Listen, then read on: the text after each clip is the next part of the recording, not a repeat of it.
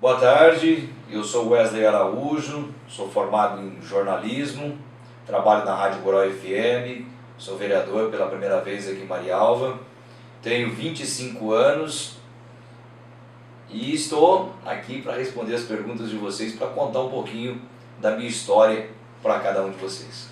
Eu moro com a minha esposa e com o meu filho João Matheus. Meu filho hoje tem 1 ano e 8 meses, é uma gracinha, graças a Deus. Eu sou casado faz 3 anos.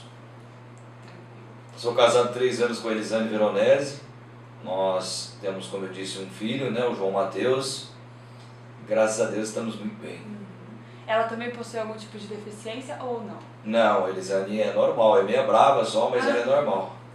Tá certo. Eu com 3 meses de idade, meu pai foi percebendo que ele mexia com a mão, mexia, eu não olhava. E tinha, na verdade, na rua que a gente morava, uma criança que eles mexiam e a criança olhava. Então meu pai foi ficando preocupado, levou eu para um médico. O médico, a primeira impressão que deu para ele, falou: olha, Giovanni, seu filho, ele é cego e ele nunca vai enxergar. Só que como o meu problema é retinose pigmentar, eu fui perder toda a visão com 2 anos e meio, 3 anos. Então pode-se dizer que praticamente com 3 anos eu fiquei realmente totalmente deficiente visual.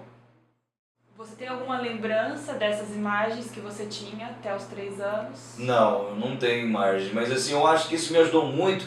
Eu não sei, porque a gente cria imagens na cabeça da gente. Então se você falar como que é um cavalo, como que é, porque eu também no começo eu esqueci de falar, mas eu narro rodeio, como que é um pulo de um boi, alguma coisa assim a gente lembra. Então eu acho que são resquícios que ficaram na memória da gente, né?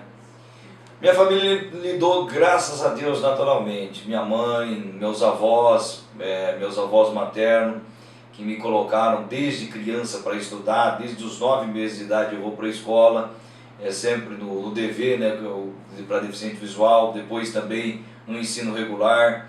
Desde criança, estudei primeiro na escola Dr. Milton, depois eu fui para o Bittencourt, depois para o Parigô, sempre fazendo minhas atividades normal. E no contraturno escolar indo para o DV, para transcrição de material em braille, para fazer o que a gente fazia nas aulas, também ter esse acompanhamento com a professora Ângela Maia. Nessas escolas que você citou, no Bittencourt, no Parigô, o ensino tinha algum tipo de direcionamento para a deficiência ou não? Não, eu sempre fui tratado como um aluno normal. Graças a Deus, tive ótimos professores. E Papai do Céu me abençoou, que eu tive a felicidade de estudar numa turma. Sempre a gente conseguiu ter essa média de 39 alunos que nós estudamos juntos.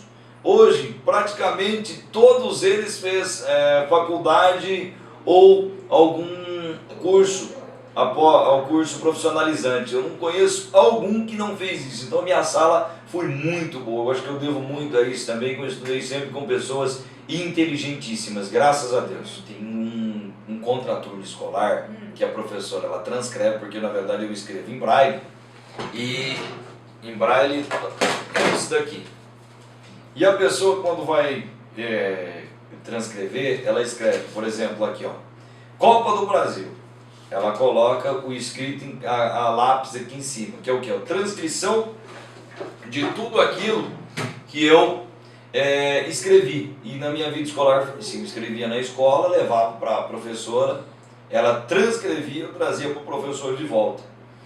E isso passou minha vida toda, sempre no contraturno escolar. A única coisa assim que eu posso reclamar é que, na verdade, em Maringá, eles atendem toda a região.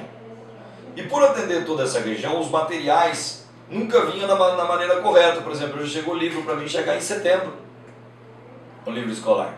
Então é muita coisa. Então eu acho que por isso que nós, deficientes visuais, temos muito a conseguir. Nós temos que conquistar muitas coisas, porque são coisas que para poucas pessoas fazerem e são uma demanda muito grande. Eu gostaria de saber se você precisa ainda da ajuda da sua família e de que forma eles te ajudam.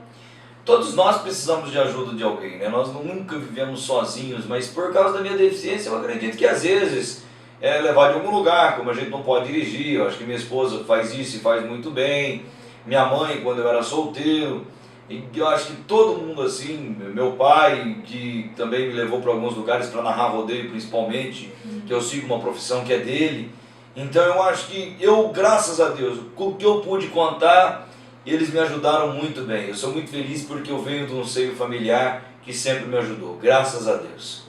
Quais as atividades que você tem dificuldade para realizar sem a ajuda de outra pessoa? Olha, eu acredito que às vezes atividades que eu tenho uma dificuldade é reconhecer dinheiro, que eu não posso, de dinheiro às vezes é muito difícil você reconhecer uma coisa que a gente briga, que é a Casa da Moeda, pelo Brasil sempre falar de inclusão, e o Brasil hoje não fez uma inclusão de dinheiro, que a gente não tem hoje em braille, a nota, não temos uma moeda, então eu acho que o Brasil, ele gatinha muito nessa parte ainda, nós temos muito que correr atrás. E eu acho, por exemplo, nessa parte é uma atividade que eu tenho muita dificuldade. Eu acredito que é nessa e, por exemplo, do resto eu tenho as pessoas que sempre estão comigo.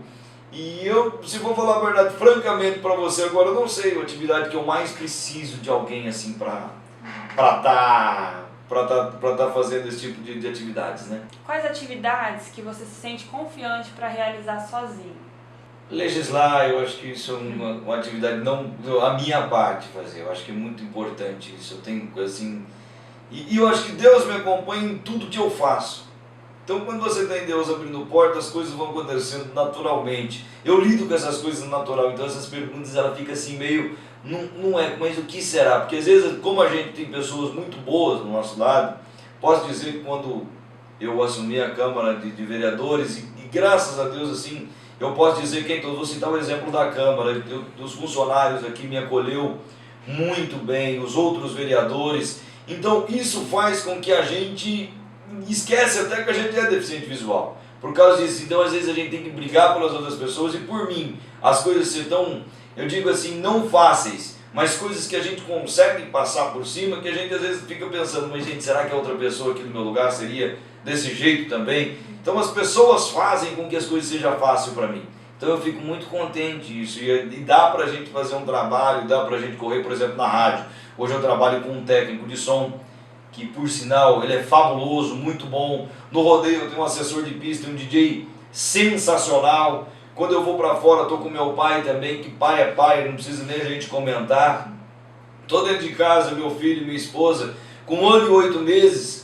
Meu filho, sabe, já consegue às vezes dar um passinho para me ajudar, já percebe, então já vai fazendo. Então é coisas que o Papai do Céu vem preparando para a gente mesmo. Posso ter 1000 coisas para fazer, mas se eu peguei uma para fazer, a primeira, eu tenho que fazer bem feito. Sim. Então eu acho que não adianta eu querer abraçar o mundo 24 horas que eu não vou conseguir. Então aquilo que você pegou para fazer, e se a pessoa, e todo mundo que procura a gente, todo mundo que quer conversar com a gente, ele quer ser bem atendido e a gente quer ser bem atendido. Então tudo que a gente quer fazer para o próximo é o que a gente quer que as pessoas fazem com a gente também. Sim. Eu acho que isso é berço, isso é um trabalho que eu sempre quis fazer assim. E eu fui montando na minha vida coisas que eu nunca posso perder, que é essência. Nós temos que ter essência de tratar as pessoas bem. Nós temos que colocar primeiro, nossa, mas será que se um dia eu procurasse alguém, eu gostaria de alguém que tratasse dessa forma? Sim. Então isso que eu procuro fazer, eu procuro em toda, aqui na Câmara, na rádio, em casa. Então eu sempre tenho às vezes até uma dificuldade, como a gente desempenha várias funções, de tratar todo mundo bem, de correr. Então às vezes é tudo na correria, mas a gente tenta sempre falar, meu Deus, uma pausa, preciso fazer isso, porque a essência da minha vida é essa, é tratar as pessoas bem. E nas relações sociais em geral, assim, com a sociedade, alguma vez você já passou por algum tipo de preconceito que te deixou chateado?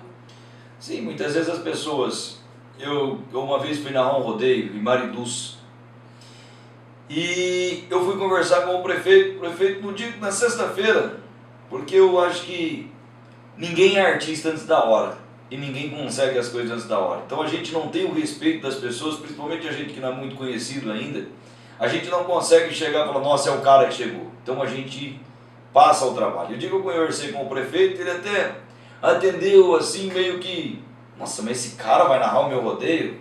Tô doido, quem contratou é doido. E no último dia ele fez uma homenagem para mim dentro da arena, que falou e tal, acho que deu, tipo assim, falou, poxa vida, podia ter atendido ele melhor na sexta-feira para que ele possa, né? E assim é a nossa vida. E aí volta naquele negócio, por que eu atendo todas as pessoas bem? porque eu vivo isso na pele. O primeiro olhar que as pessoas têm para mim, normalmente ou é do coitado ou é do cara que não vai conseguir fazer. E isso eu tenho que estar provando todos os dias. Eu saio de casa tendo que provar para mim mesmo que eu vou ter que conseguir. Se eu baixar a cabeça, eu não saio nem de casa. Então é uma coisa que é uma verdade. O preconceito, isso não é aquele preconceito forte, mas é um preconceito que as pessoas têm da gente. Será que ele vai conseguir? Será? Então eu tenho que primeiro provar para mim, para depois eu ter que conseguir. E eu já coloquei uma coisa na minha cabeça. Às vezes eu perco até certas circunstâncias por causa disso. Porque eu coloco, eu vou conseguir. É difícil? A palavra difícil ela não cai mais no meu vocabulário porque eu tenho que fazer. Não interessa como, mas alguma coisa eu vou ter que fazer. Você acha que essa profissão no legislativo vai te ajudar a trazer benefícios para os deficientes visuais? Vai, a gente já está brigando, por exemplo, caixas eletrônicos para que possam ser calçadas com guias. Já são projetos nossos que nós já estamos colocando em prática. Uns já foram aprovados.